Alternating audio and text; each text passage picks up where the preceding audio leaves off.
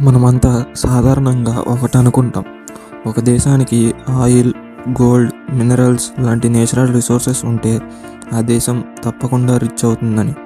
కానీ ప్రపంచాన్ని గమనిస్తే ఈ ఆలోచన పూర్తిగా తప్పు అని అర్థమవుతుంది. ఎందుకంటే భూమిపై కొన్ని దేశాలకు ఒక్క చుక్క ఆయిల్ కూడా లేదు. అయినా అక్కడ ప్రజలు చాలా సంపన్నంగా జీవిస్తున్నారు. అదే సమయంలో అన్ని నేచురల్ రిసోర్సెస్ ఉన్న కొన్ని దేశాల్లో ప్రజలు ఇప్పటికే పేదరికంలోనే ఉన్నారు. అసలు ఇది ఎలా సాధ్యమవుతుంది అనే ప్రశ్నకు ఇప్పుడు సమాధానం తెలుసుకుందాం.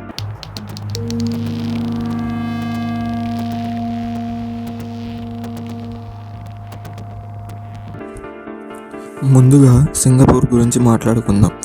సింగపూర్ అనే చిన్న దేశానికి ఆయిల్, గ్యాస్ మరియు పెద్ద వ్యవసాయ భూములు కూడా లేవు. అయినా సింగపూర్ ప్రపంచంలోనే అత్యంత ధనవంతమైన దేశాల్లో ఒకటిగా ఉంది. దీనికి ప్రధాన కారణం అక్కడి ప్రభుత్వం మనుషులనే అసలు సంపదగా భావించడం. దీనినే ఆర్థిక భాషలో హ్యూమన్ క్యాపిటల్ అంటారు. వీళ్ళు చిన్నప్పటి నుంచే మంచి చదువు, స్కిల్స్ మరియు డిసిప్లిన్ మీద ఎక్కువ ఫోకస్ పెట్టారు. ప్రపంచంలో ఎక్కడి నుంచైనా కంపెనీలు వచ్చి బిజినెస్ చేయడానికి ఓపెన్ ఎకానమీ ఇచ్చారు.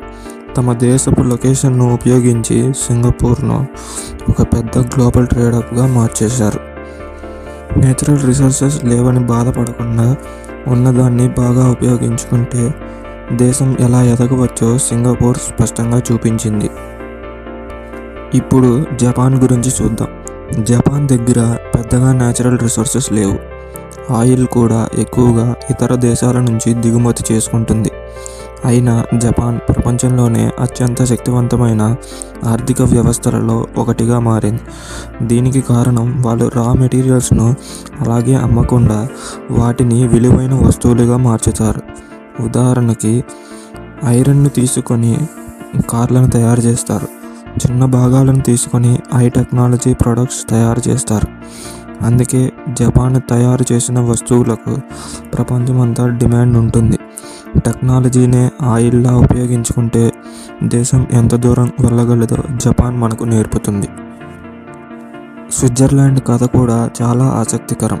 ఈ దేశానికి సముద్రం, ఆయిల్, పెద్ద జనాభా కూడా లేదు. అయినా ఇది ప్రపంచంలోనే అత్యంత ధనిక దేశాల్లో ఒకటిగా ఉంది.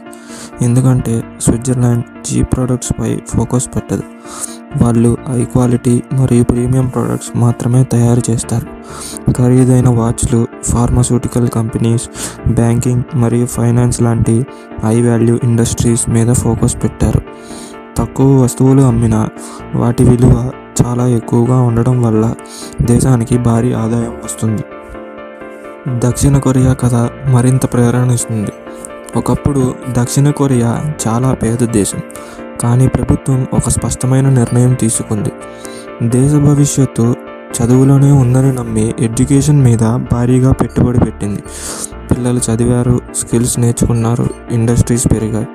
అలా శాంసంగ్, హుండాయ్, ఎల్జీ లాంటి గ్లోబల్ కంపెనీలు పుట్టాయి. చదువుపై పెట్టుబడి పెట్టడం వెంటనే ఫలితం ఇవ్వకపోయినా లాంగ్ టర్మ్లో అది దేశాన్ని మార్చేస్తుందని దక్షిణ కొరియా నిరూపించింది. ఇప్పుడు ఒక చేదు నిజం కూడా తెలుసుకోవాలి. కొన్ని దేశాల్లో ఆయిల్, గోల్డ్, డైమండ్స్ ఉన్నాయి. అయినా అక్కడ ప్రజలు పేదరికంలోనే ఉన్నారు. దీనికి కారణం అవినీతి, సరైన పాలన లేకపోవడం, చదువు మరియు స్కిల్స్ మీద దృష్టి లేకపోవడం. దీనినే ఆర్థిక శాస్త్రంలో రీసోర్స్ కర్స్ అంటారు.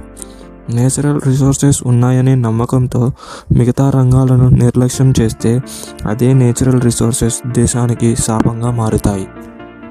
చివరిగా ఒకటే విషయాన్ని గుర్తుంచుకోవాలి. ఒక దేశాన్ని రిచ్ చేసేది ఆయిల్, గోల్డ్, భూమి కాదు. ఆ దేశంలోని మనుషులు, వాళ్ళ ఆలోచనలు, వాళ్ళ స్కిల్స్ అసలైన సంపద. ప్రజల మీద పెట్టుబడి పెడితే దేశం ఆటోమేటిక్గా ఎదుగుతుంది. నేచురల్ రిసోర్సెస్ లేకపోయినా సరే సరైన విజన్ ఉంటే ఏ దేశమైనా ప్రపంచంలో ముందుండగలదు. ఇలాంటి మరెన్నో వీడియోస్ కోసం మా ఛానల్ను సబ్స్క్రైబ్ చేసుకోండి.